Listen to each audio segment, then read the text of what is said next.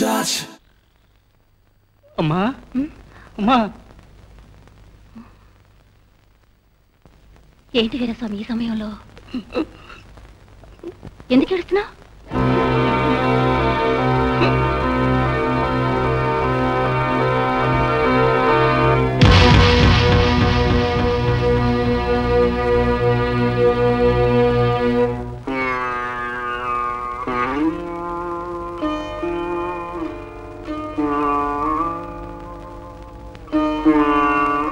సునీత కొంచెం ఉండమ్మా.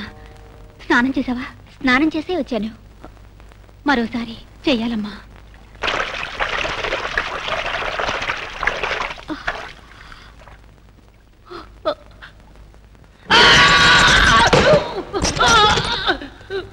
నిజం చెప్పు, ఎందుకు మా ఇంటికి వచ్చావు? పార్వతితో ఏం మాట్లాడావు? ఏమీ మాట్లాడలేదు. జైల్లో ఉన్న కృష్ణమూర్తి కొడుకు నేనేనని ఆ మాధవే నాతో ఛాలెంజ్ చేశాడు. ఆ రోజు నువ్వు కాదని చెప్పావు. ఇప్పుడు చెప్పు, మాధవ్ చెప్పేది నిజమేనా? కొట్టకండి అయ్యా, నిజమే. ఆయన కొడుకే మాధవుడు. నిజమే, కొట్టకండి అయ్యా. పాతాళం లాంటి చెరను పడగదిగా మార్చింది ఎవర్రా? అమ్మగారేనండి. వాళ్ళు చిన్న వయసులోనే అనుభవించిన అవస్థల్ని, పడ్డ కష్టాల్ని మరిపించడానికి వాళ్ళిద్దరినీ ఒకటిగా చేశారు. నా భార్య నాకు ద్రోహం చేసిందా? ఇంకా ఏమైనా రహస్యాలున్నాయా? ఉంటే చెప్పు, చెప్పరా? చెప్తా అయ్యా.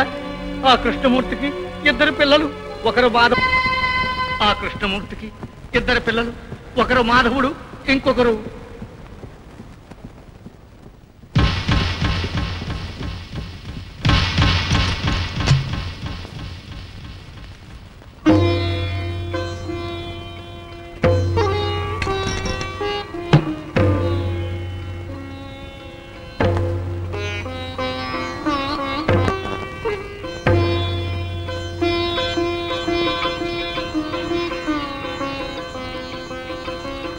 చివరి కోరిక నెరవేరుస్తావా? చివరి కోరిక?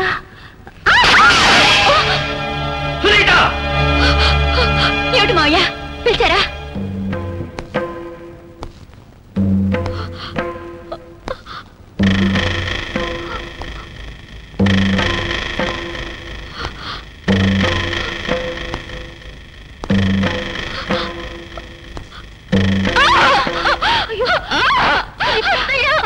ఏమిటండి ఇది? ఎందుకు ఇలా ప్రవర్తిస్తున్నారు? ఎవరిది?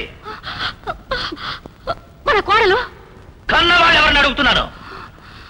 సంబంధం మాట్లాడిన వియంకులే. నాటకం, అంతా నాటకం. నన్ను నమ్మించి గొంతు కోసిన నైవంచనంతా అర్థమైంది. ఏది నాటకం, ఏది నైవంచన? ఏమంటున్నారు?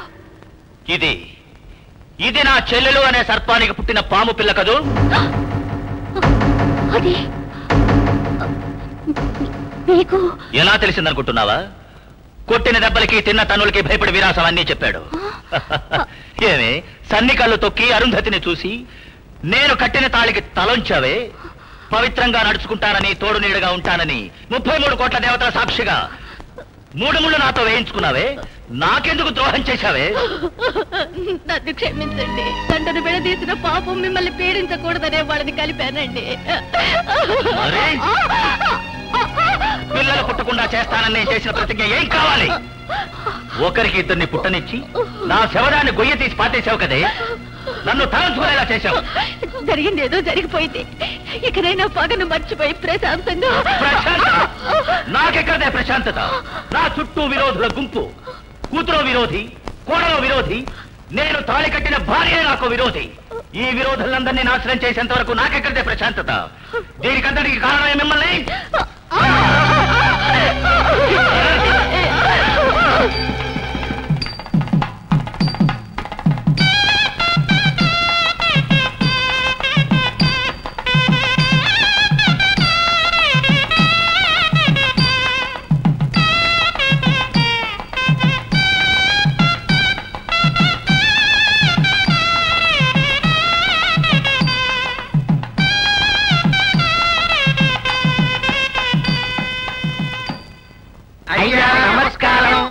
ఏంటి?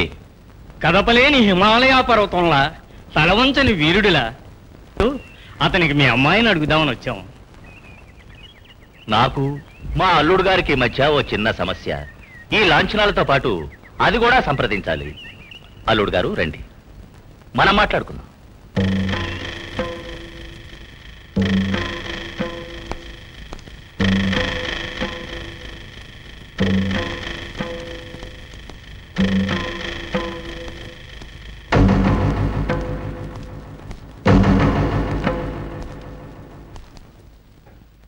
మాధవ, నీకు నాకు మధ్యనున్న పగ, మనస్పర్ధలు ఇప్పుడే తీరిపోతాయి. సంతోషం. నాకు చాలా సంతోషంగా ఉంది. అందుకనే నువ్విప్పుడే ఈ ఊరు వదిలి వెళ్ళిపోవాలి. నీ పౌరుషాన్ని నువ్వెక్కడన్నా చూపించుకో, నాకు అభ్యంతరం లేదు. కానీ నా సామ్రాజ్యంలో నీ ఛాయ కూడా కనిపించకూడదు. ఏ?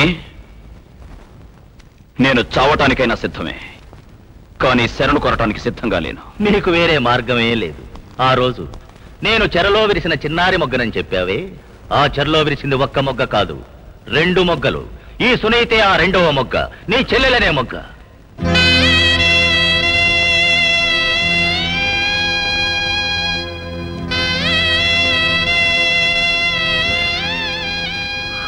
ఏమ్మా?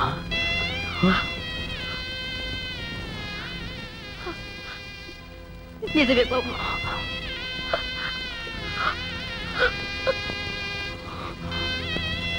నన్ను పెంచి చదివించి పెద్ద చేసి మావయ్యని మార్చడానికి ఈ ఊరు రప్పించిన మీరు నా చెల్లెలి విషయం మాత్రం దాచిపెట్టారేమ్మా? ప్రేమ వల్ల నీ లక్ష్యం పాడైపోతుందేమోనని భయపడ్డాను బాబు.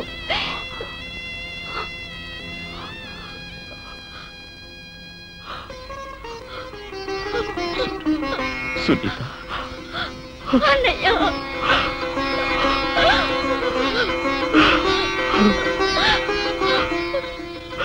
అన్నా చెల్లెల అనుబంధం బాగా ఏడవండి. మొత్తం ప్రేమనంతా ఇప్పుడే ఒకరికొకరు పంచుకోండి. ఎందుకంటే ఇదే మీకు మొదటి కలయిక, ఇదే మీకు చివరి కలయిక. ఎందుకు అలా అంటున్నా? మాధవ, నేను నిజాన్ని ఒప్పుకుంటాను. నిన్ను నేను జయించలేకపోయాను. ఖచ్చితంగా నువ్వు వీరుడివే. కానీ ఆ వీరుడు ఇప్పుడు నాకు బానిసయ్యాడు. చెప్పు, వెళ్తావా లేదా? నేనెందుకు వెళ్ళాలి? వెళ్ళలేదంటే నీ ముద్దుల చెల్లెల జీవితం నాశనం అవుతుంది. నా చిత్రవదకు తట్టుకోలేక గిలగిలా కొట్టుకుంటుంది. రోజు రక్త కన్నీరు కారుస్తుంది. బాధలు భరించలేక చివరకు చచ్చిపోతుంది. అంతే, మరేం లేదు. ఏ కట్టుకున్న భర్త లేడు అడగడానికి? అడుగుతాను. నా భార్యకి ఏదైనా ఆపదంటే ఖచ్చితంగా అడుగుతాను ప్రభు. అదే విధంగా మా నాన్నకు అవమానం జరిగినా కూడా నేను అడిగే తీరుతాను. రే మాధవ, ఎన్ని విధాలుగా మమ్మల్ని బాధలు పెట్టావు. ఈ రోజు నీ చెల్లెలి పరిస్థితి మా నాన్న నోటితోనే చెప్పాడు. నేను చేసే చూపిస్తాను.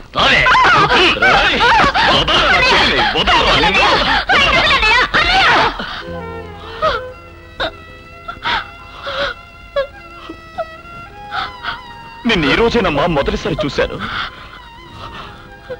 నా కళ్ళ ముందే నిన్ను చిత్రవద చేస్తుంటే నేను ఎలా చూస్తూ భరించగలను?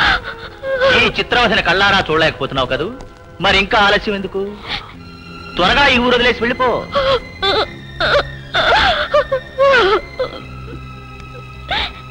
వెళ్తాను, కానీ నేను ఒక్కడిని ఒంటరిగా వెళ్ళను. ఈ నరకం నుంచి నా చెల్లిని తీసుకుపోతాను. వదలన్నయ్యా. సునీత, నేను నీకు చెల్లినేనన్నయ్యా, కానీ వీరికి భార్యని. ఈ ఇంట్లో నాకు ఎలాంటి శిక్ష విధించినా అది నా తాళికి దక్కే ఫలితం అన్నయ్య. నువ్విక్కడుంటే ఈ పాపాత్ములు నిన్ను చంపి పారేస్తారు. రామ్మా. అన్నయ్య, నా చావుకి నువ్వే కారణం కావాలనుకుంటున్నావా? ఏమంటున్నావమ్మా? అవును, ఇది నా భర్త ఇల్లు, నేను మెట్టినిల్లు. ఈ ఇంట్లో ఉండే హక్కు నీకు లేదు. వెళ్ళు. నువ్వు ఇల్లు విడిచి వెళ్ళిపోవడమే మరిద్దరికీ శ్రేయస్కరం. సునీత, వెళ్ళనయ్యా, వెళ్ళిపో, వెళ్ళిపో. ఎందుకండి అన్నా చెల్లెల మధ్య గొడవ పెంచే వినోదం చూస్తున్నారు? వీటన్నిటికీ కారణం నేనేగా. కావాలంటే నన్ను శిక్షించండి, చంపండి. వాళ్ళేం పాపం చేశారు? దయచేసి వాళ్ళని వదిలేయండి. అదెలా వీలవుతుంది? నేను మాటంటే మాటే. మాధవ, నీ వివాహమా, నీ చెల్లెలు శవమా, ఏది కావాలో నువ్వే నిర్ణయించుకో. ఆగండి, నేను వెళ్తాను. అన్నయ్య,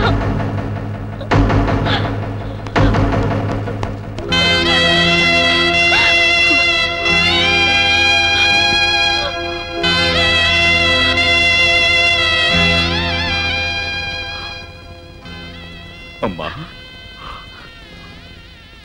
ఇంతవరకు మీరు చేసిన సహాయం నేను మర్చిపోలేనమ్మా.